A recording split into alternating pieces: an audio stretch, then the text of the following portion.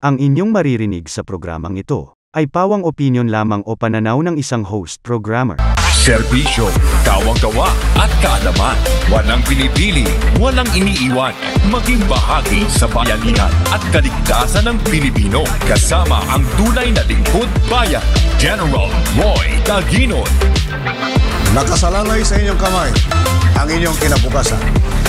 Dapat maging maagap.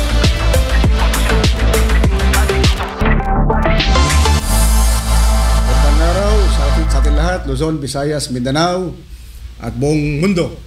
Ito ay Serbisyong Maagap, isang YouTube channel na bibigay araw-araw ng tulong, kasiyahan, kaaliwan sa masang Pilipino, anumang antas sa lipunan. Ang programa ay magtuturo ng araw-araw ng anumang problema ay madali nating masolusyonan dahil ang pinakamabigat mang problema ay madadaig ng maagap. Magandang araw po sa inyo lahat muli mula sa Serbisyong Maagap. Kami po ay bumabati ng magandang buhay Luzon, Visayas, Mindanao at sa buong mundo. At ito po si Kuya Roy Taguinod. At ako naman po si Ate Lisel po. Magandang pong araw sa inyong lahat. At kami po ay nakasubaybay sa inyo, kaagapay nyo sa inyong tahanan at sa iba pang pagkakataon po ng pangangailangan nyo sa amin.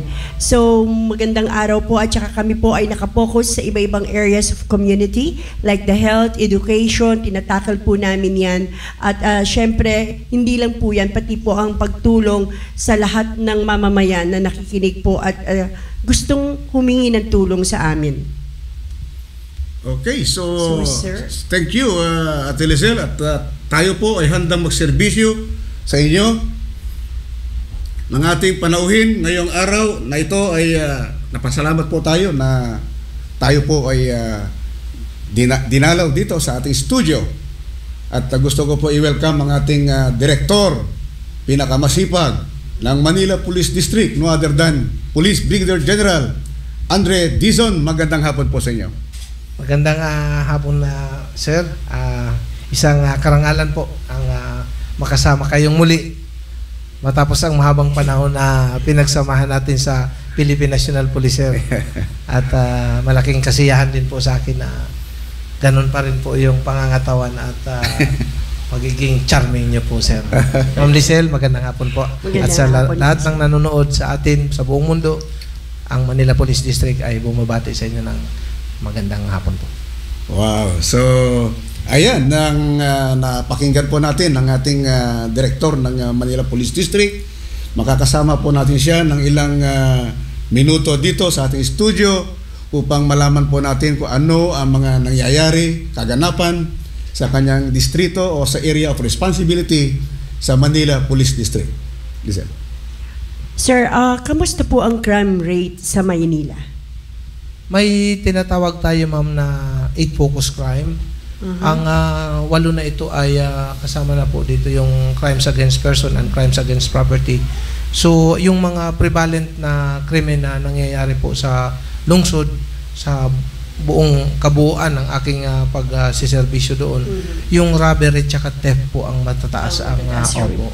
So dahilan siguro yun sir ina-attribute ko kasi ito sir hindi sa poverty dahil sa katamaran ng iba nating kababayan na ayaw magbanat ng buto o maasa sa jackpot na paraan at hindi nila alam krimen na yung ginagawa nila. So yun pa rin po ang mataas na rate sa atin sa Manila ma'am. Sir, ilan bang istasyon meron tayo sa Manila? Opo, dati ma'am 11, ngayon naging 14 ma'am. So we have 14 police stations, tapos may mga police community precinct tayo ma'am. May 47 police community precincts tayo na sumasakop sa 6 na distrito ng Maynila. Okay, so napakaganda po yung mga accomplishment po ng ating kapulisan sa Maynila. Despite nasa leadership ng ating butihing direktor, meron pa rin ilan-ilan sa ating mga kasamahan sa uniforme na nai-involve ng extortion, mga ganun na bagay. So ano ang prevention na gagawin natin dito, General Andre? Yung ongoing sir na internal cleansing na pinapatupad natin na para ma-save natin yung buong organisasyon, ma'am, dito sa iilan na naliligaw ng landas at hindi nila nare-realize kung gaano ka halaga na naging pulis sila, kung gaano ka hirap na naging pulis sila, ma'am. May reformatory program tayo, sir, at yung mga incorrigible na talagang tinatanggal na natin sa serbisyo, ma'am. Yeah, okay. So, sir, kaka-celebrate lang ng 122 founding anniversary ng Manila Police District. Ano po ang project o maaasahan namin? Kasi every year naman po nag-i-increase ang ating project. So ano po ang magandang project nyo ngayon after this anniversary celebration? Ang pagpapaigting lang natin, ma'am, ng ugnayan ng community tsaka yung police. Kasi nga, Yes. hindi natin kayang gampanan yung trabaho na walang support yung community. So, more on community engagement tayo. At bahagi nga po ito, ma'am, ng programa ng ating Chief PNP, si Police General Acorda, na engage the community. Kasi doon lang tayo makakakuha ng mga impormasyon, doon natin matutroubleshoot kung ano ang mga dapat nating ayusin sa community. Yun ang kagandahan naman po, ma'am, sa PNP, kasi naka-base talaga tayo sa mga Community. kababayan sa community. Yeah, community. Kumpara sa ibang uniform service. Mm-mm. So tayo ang nakakaalam kung ano ang suliranin ng bawat pamilya dyan. No? Kaya nating alamin po yun. Okay. So you mean yung interaction with the community is the best? Plus yung, of course, ma'am, yung mga enhancement natin ng mga skills. Kasi every now and then, nagbabago yung yung batas na amend, ma'am. So mag-a-adjust tayo. Dati kasi, ang domestic yung quarrel ng mag-asawa, hindi pwedeng pakialaman dahil away mag-asawa. Especially. Ngayon, Yes. pwede na pong maging complainant yung kapitbahay, kung sinong nakakasaksi na may personal knowledge doon sa nangyayaring violence sa isang tahanan. Sir, alam po natin na malapit na po ang eleksyon, barangay election. So ano po ang preparation ng MPD regarding this? Ongoing na po, ma'am, yung election period. Conduct na tayo, ma'am, ng send-off ceremony sa ating mga police, mga sundalo, mga ibang public safety services ng pamahalaan. Kasama na rin po yung COMELEC na may kanya-kanya na po silang assignment na presinto, distrito, at nagsasagawa na po tayo ng mga checkpoints, COMELEC checkpoints ngayon. At ongoing din po, ma'am, yung pag-identify natin ng mga police na may mga kamag-anak, sir, na tumatakbo. Ito po ay lilipat natin mula sa Manila papunta sa ibang police district. Ibang district, Ma-isolate sila sa pag-impluensya doon sa kamag-anak mo. So, napakaganda po yung mga paliwanag ng ating direktor, no? Daming trabaho sa PNP dahil naranasan din po natin yan. Election, malapit na naman ng Christmas. So, undas muna. Undas. So, ano preparations natin dito sa undas muna bago yung Christmas? Kuan, sir, kumbaga may template na tayo niyan, sir, di ba? Okay, Di ba, sir, may plan kaluluwa na tayo, sir. Nag-adjust na lang tayo, sir, sa kung ano yung prevailing situation sa labas. Kung may tag-ulan yan, sir, baka itong darating na undas, baha naman, ma'am. Yung local executive natin, si Mayor, siya na po ang magde-decide kung anong procedure ng pagdalaw sa mga yumaong mahal sa buhay po, sir. Sir, sabihin na po natin na medyo okay na po ang MPD ngayon, pero hindi pa din po mawala yung mga illegal car washing, yung mga beggars pong andon na nangangatok pa rin sa kotse. So, paano po ang ginagawa nyo sa mga ito? Ano Ma'am, precaution? katulong na po natin dyan, ma'am, yung lokal na pamahalaan, yung MMDA, at yung DILG po, ma'am, na constant po, sir, yung clearing operation natin na minsan nga, ma'am, tama yung nabanggit mo kanina, may car wash na pumalag. Oo. Nagka-demandahan sila, sir. Pero eventually naayos din, nagkapaliwanagan, sir. So ongoing, ma'am, dahil ikiniklear natin yung mga non-negotiable na streets na hindi dapat paradahan, hindi dapat lagyan ng mga vendors po. And there are still po doon sa what do you call this, sa Rojas Boulevard, may nagsasabi po na there are still solvent boys na hindi po masyado pang nasusolve. Ma'am, ang solvent boys kasi dati rampant dyan. Ngayon, ang hinanap natin, sir, yung supplier. Supplier. Natunto natin yung supplier. Tapos itong mga bata, hindi rin natin tinigilan, of course, sir, yung panghuhuli sa kanila. Hanggang sa wala na silang magamit, ma'am. Naputol yung supply. Kaya medyo dumalang na, ma'am. Kahit pa paano dumalang. But just the same, ma'am, continuous po yung pag-round up natin sa kanila. Sa kanila. Dalas din ako dyan sa Rojas Boulevard. Madalang naman talaga yung solvent doon. Dito na itong araw. Hanggang Luneta, maraming solvent boys yan. Di ba sinasabi po natin, in every station, meron pong women's desk. So, kamusta naman po ang rate ng mga violence against women, BAUSI Act? So, even the elders, paano po yan, and especially the PWD? Hindi ko mamasabing very interesting topic yan, pero kailangan po natin, ma'am, yan na nabigyan tuon dahil sensitive yung kabataan tsaka yung sa kababaihan na kaso. Ngayon po, ma'am, hindi natin may pagkakailan na may maraming unreported cases ng violence against women and children.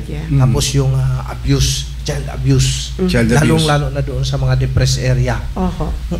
But then, may mga nare-report, kagaya nga kahapon, ma'am, may isang bata na binugbog ng kanyang tatay na yun ang naging sanhi ng kanyang kamatayan, sir. So, yun ang mga ikinikater ng ating women's desk sa mga station, ma'am. So, pag halimbawa po nakakaroon ng ganun situation, like sexual abuse, usually, ano po ang ginagawa natin? Ano po ang dapat gawin natin? Would be the subject should be separated from the father? O paano po ang kailangan? Tama po, mama. Diyan po papasok yung social works natin, ma'am. Department of Social Work and Development. So sila ang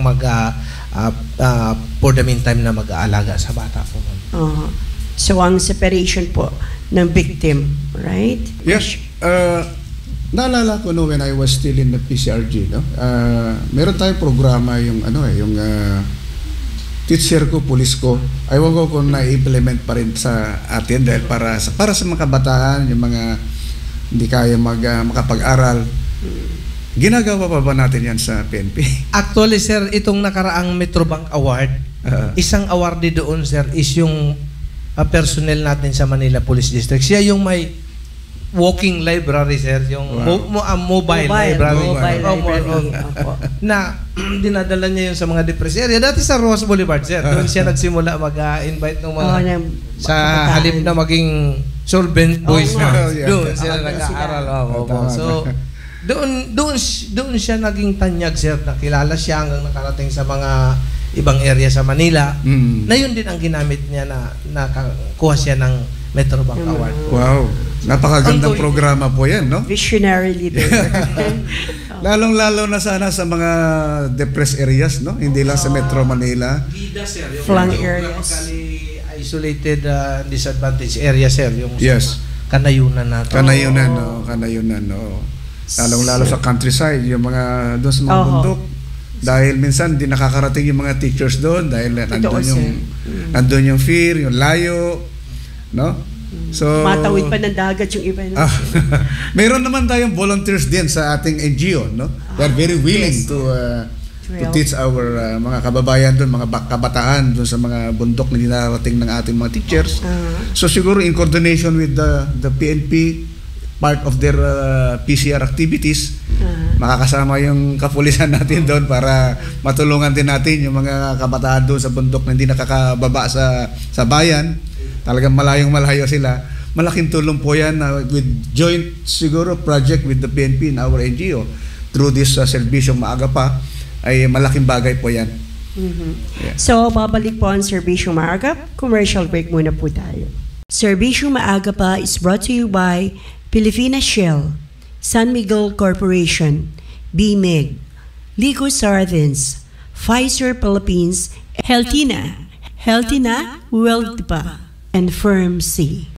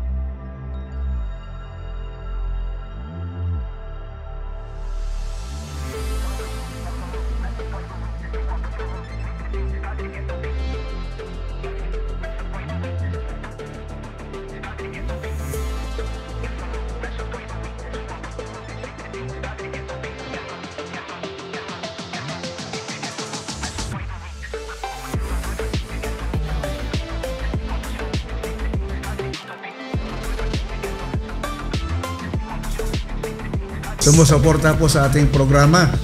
No? Anytime kailangan ng kanilang serbisyo, nandiyan lang po sila sa tabi-tabi. They can, anytime, handang-handa po sila maglingkod sa ating kababayan.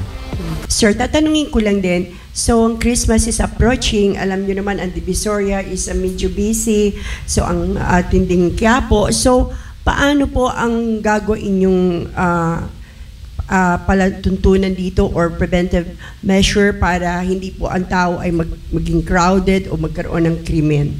Ma'am, pangalawang Pasko ko na ito sa Maynila, if ever naabutan pa ako ng December dyan. So, yung unang Pasko po, ang ginawa natin, ma'am, is nagdagdag talaga tayo ng police visibility. So, we concentrated our deployment doon sa Divisoria, ma'am. Especially during rush hour, sir. Yung mga dagsaan ng mga tao, ma'am. So, aside from mga police na nandoon, mayroon pa silang nakatape na, ma'am, na parang crime prevention advisory. Yung mag-ingat po sa inyong mga dala-dala. Yung awareness. Po.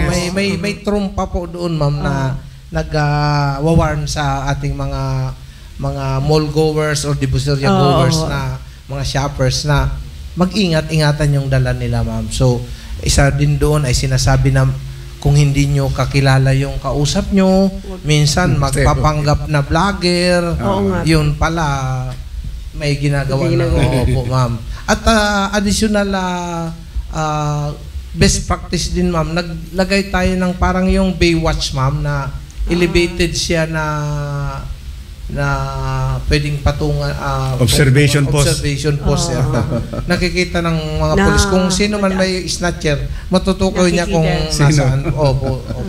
Opo, ma'am. So, yun ang mga naging best practices natin, ma'am. Sa ngayon, ma'am, kasi nagpalabas din tayo ng mga crime prevention tips na ginawa namin, ma'am, na video para madaling, kasi cellphone na lahat ang hawak ngayon ng mga cancer, ng mga tao, birang tao ngayon walang cellphone. So doon nyo na lang hanapin sa Manila Police District Facebook account, nandun yung crime prevention tips natin, sir. Kasi marami na ngayon, ma'am, yung mga love scam.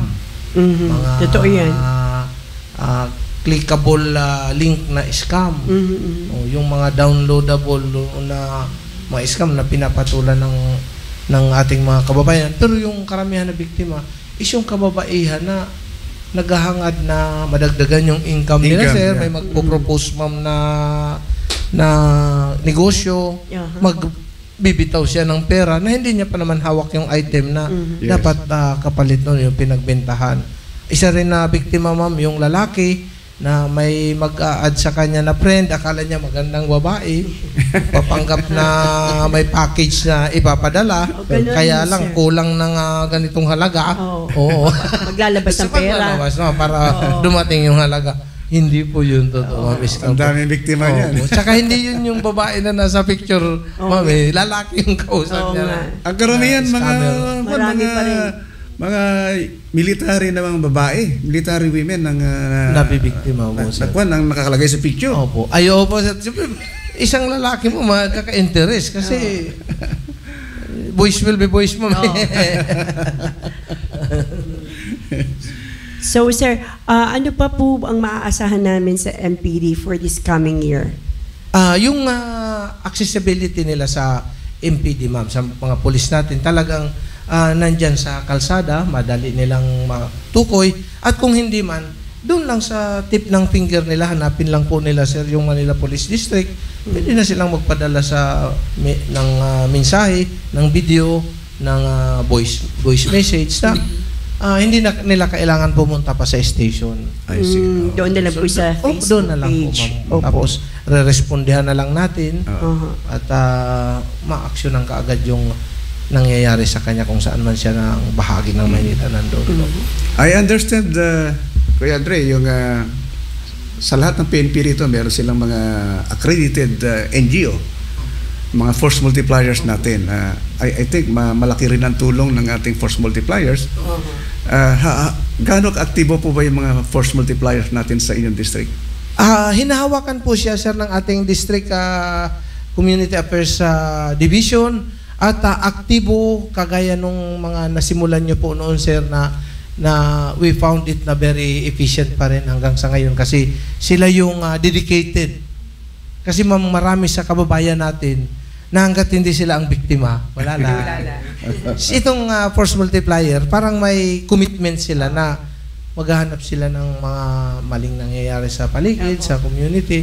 Yun ang i-report sa atin para ma-actionan. So, yung force multipliers natin, ma'am, play a vital role sa pagpapanatili ng kaayusan at kapayapaan sa community po.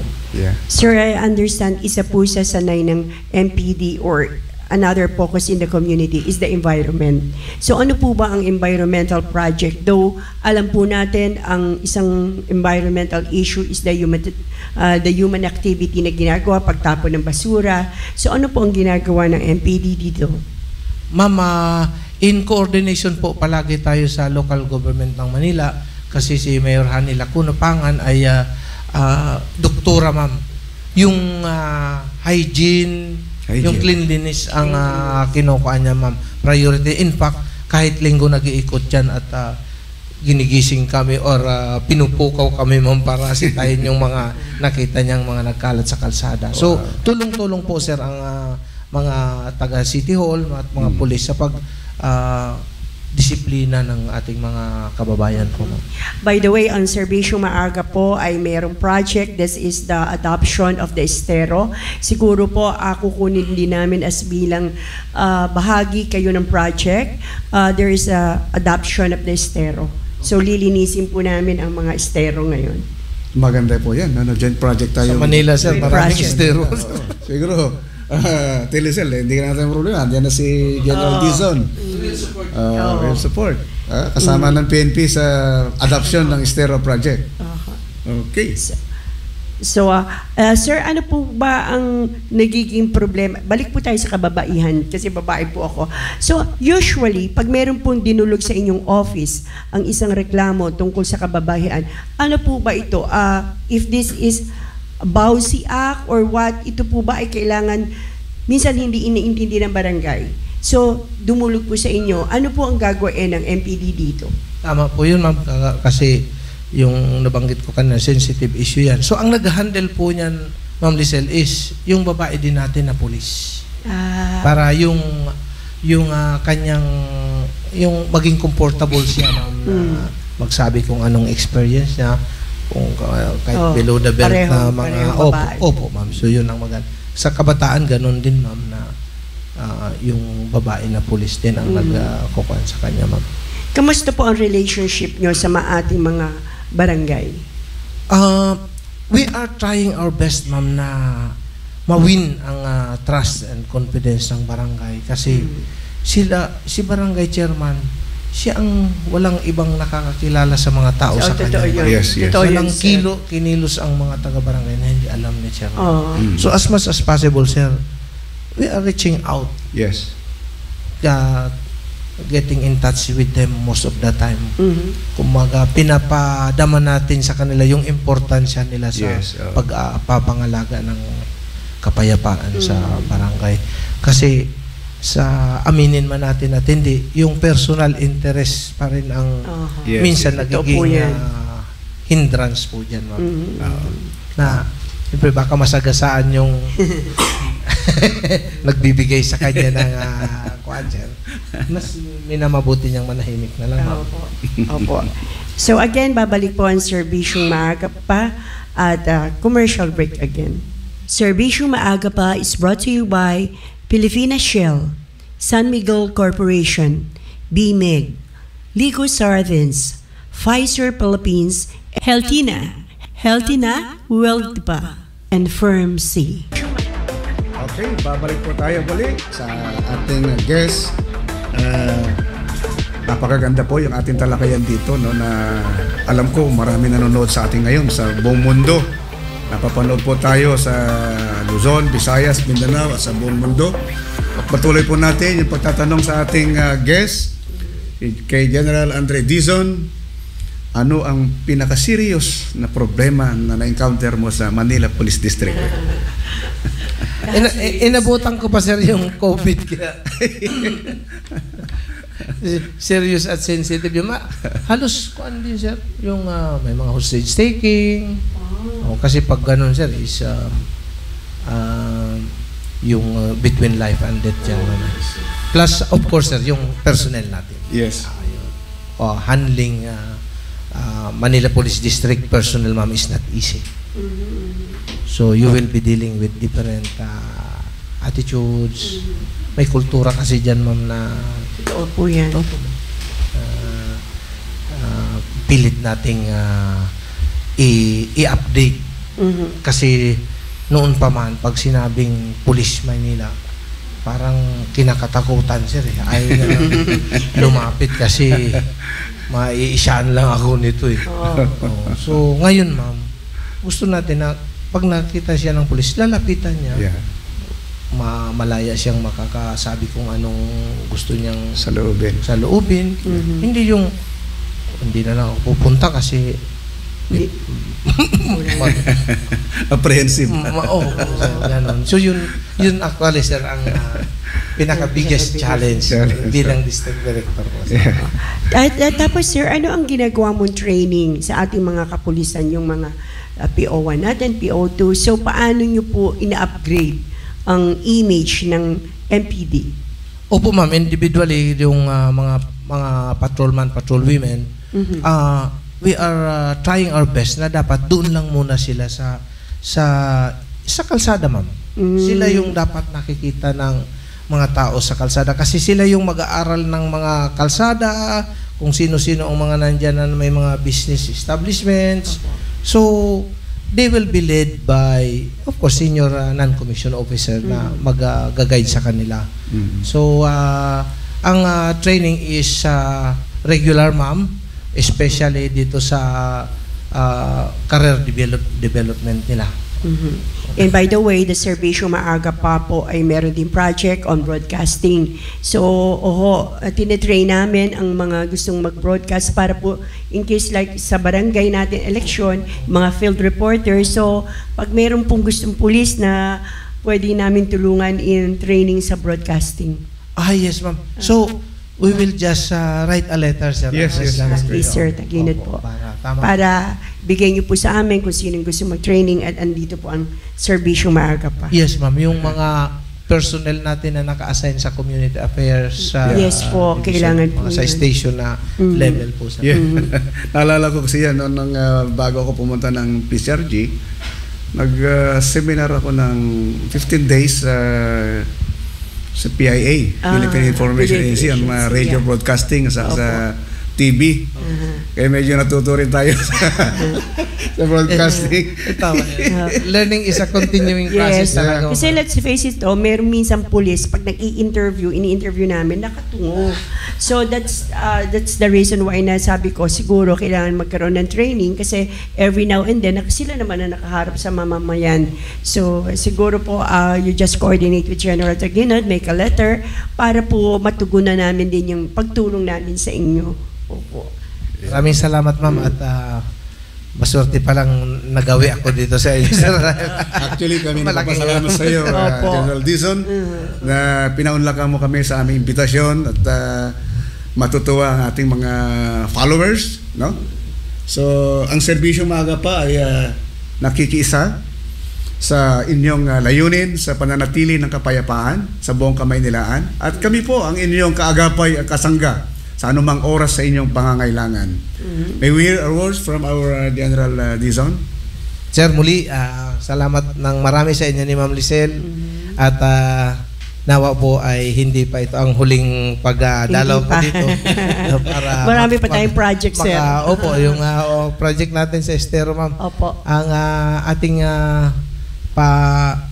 mensahe lang sa ating mga kapwa Pilipino na nasa iba't ibang bahagi ng mundo ay wala nang hihigit pa doon sa sinsirong paglilingkod sa ating bayan, yung sinsirong pagtupad sa sinumpaang tungkulin, at yung of course, pagiging mapagpakumbaba, yung mapag-unawa. So, bilang alagad ng batas,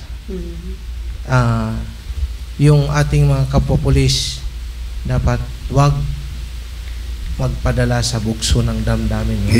Yung palagi ang kuan, dahil Tama. madaling humanap ng kompromiso, mahirap Totoo po lumabas yun. dito, ma'am. So ang iba hindi pa nila nararanasan, sir, yung magkaroon ng mga ganong pagsubok sa buhay, ma'am. na Yeah.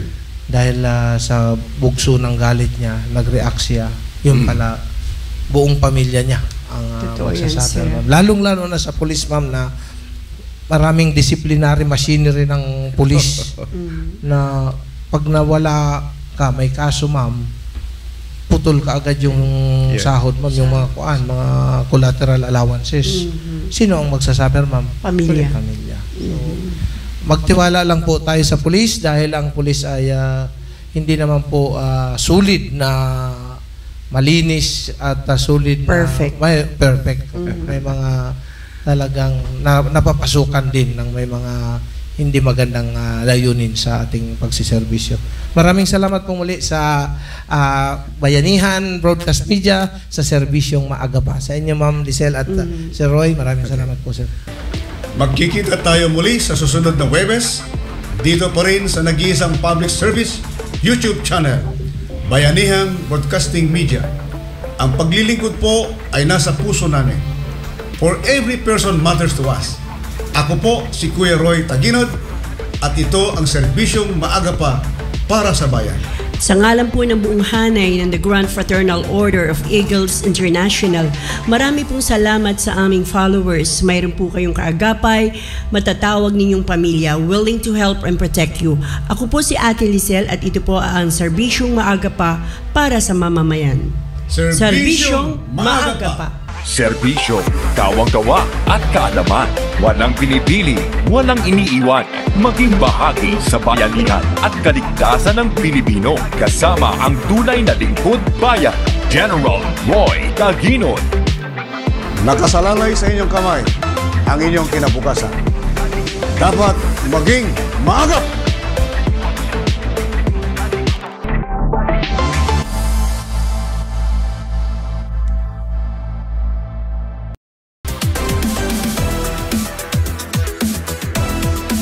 Ito ang BBM, Bayanihan Broadcast Media.